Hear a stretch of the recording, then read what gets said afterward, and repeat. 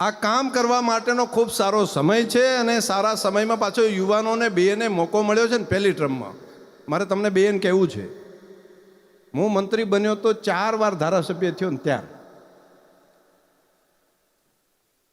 3 વાર સુધી કોઈ દાડો વારો નહોતો આવ્યો. ચોથા વખતે 2.5 વર્ષ માટે વારો આવ્યો હતો મારો.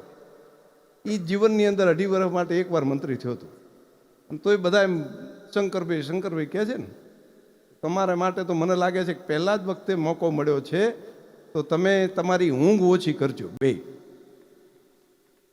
એ તમને લાગે કે તમે 7 કલાક ઊંઘતા હોય ને તો 1 કલાક ઓછી કરી નાખો. કેમ કે કલાક તમારી પાસે 24 કલાક જ છે અને 24 કલાક એ જ તમારી પાસે મળશે અને 24 કલાક જ તમે છો. એમાંથી જેટલા કલાક વધારે પ્રજા કલ્યાણનું કામ કરશો, શું બીજે તો તમે કરકસર ક્યાં કરશો?